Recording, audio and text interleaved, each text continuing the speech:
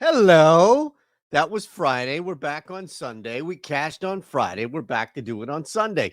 It's the NBA parlay of the day, May 12th. If you missed it on May 10th because you faded or because you no longer watch this video, there's nothing left to say. We're back at it again and we're here. Instead of that, why don't you try this finger? All right. Instead of throwing this finger out, why don't you try this one? A thumb is still a finger, is it not? Or is it separate? What better answer can you find? Is a hot dog a question? No. Sandwich? Maybe. Is a thumb a finger? We'll figure this thing out by the time we get out of here. We're going to figure a couple of things out right away. So we used OddsShopper to win on Friday. Fantastic. Let's see what we can find today. Let's dive into the pool. So here's the thing about this first half, really this game between the Knicks and the Pacers. I'm thinking, all right, New York, they can't keep surviving like this. As tempted as I am to take this spread, they truly can't keep surviving like this, especially as you see OG's out. Mitch Robinson's been out. This team is just down to its last leg. And Tom Thibodeau normally grinds guys into the ground. It's going to give. At some point, this thing is going to give. I don't know if it's tonight. I don't know if it's game 4 right now. I don't know if it's this specific game. It's probably, if all things remain equal and constant, deeper into this series. But let me tell you, I think you can look at this right now as a matter of what can we control more so in the first half versus when the Knicks allegedly, apparently, what I would bank, run out of gas. So we have these three options here. And we've seen the pacing now in Indiana. Like, the Pacers want to push this thing. They want to force the Knicks to be gassed by the third quarter. They truly do. And the question now is, will the Knicks play ball? So you can jump out plus 154. You don't need to in a parlay. I think we're down to one or two plays.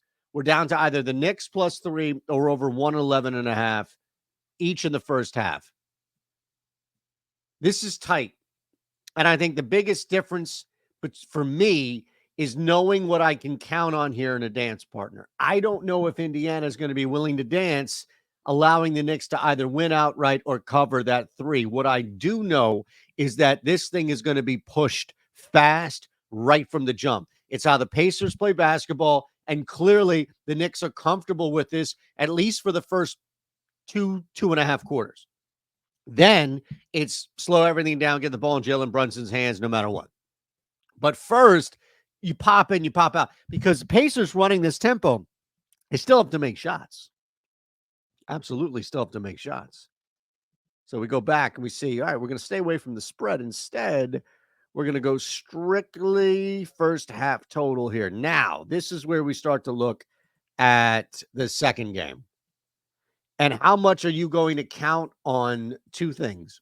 Really, it's the letdown factor that we saw for the Wolves, as well as Rudy Gobert and kind of this disappearance act combined with the resurgence of one Jamal Murray. So of those two players, and we can look at what we have here in this game, of those two players, who do you think is going to be what's more difficult to sustain? The absence of Rudy Gobert, even though he's on the floor, or this monster performance by a clearly banged up Jamal Murray? They gave everything they could around Jamal, and it paid off by all means. But he's still hurt. He still has to navigate this calf injury.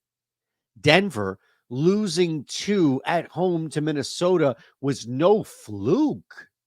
That wasn't luck. That didn't come down to the final 2 minutes, what have you. Those were pretty big victories. And it did center around Jamal Murray's injury and the absence in which we saw that productivity. Michael Porter Jr., it's a good bet for him to jump in. But what we're going to do here, I'll show you the difference. Minus 142 for the parlay gets us plus 225. I'm going to lay the 2.5. Anything under 3 is fine with me. Plus 264. All right, there's your parlay of the day. Plus 264. Now, before we get out of here, I want to show you something insane going on at OddsShopper. And I'm going to tell you right away, you're going to get 20% off. All right, 20% off. It's fine. You do whatever you want. Check out week or month and use code Shander so you can get 20% off. Now, with that said, let me show you. We have this new tool called the Mass Entry Tool. This is going to save you so much time. All right. You can put up to 20 bets on here.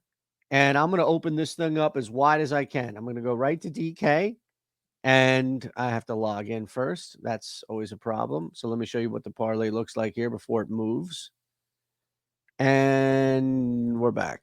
So now I have everything in here. Leagues, open to all leagues. You can sort, but I'm open. I just want bets. Bet categories. You can absolutely get specific here, but I just want bets, man. Give me 20 bets, open, and just generate. All right. Now, look what I have. OddsShopper just popped up on DraftKings, all of the bets that meet this criteria. You can slide it however way you want. You can move this thing around as however you want, but it just opened up the top 20 bets here.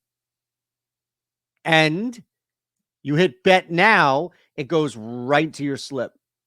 That's what I love about this too, is that it's going to add all of these plays immediately to your slip.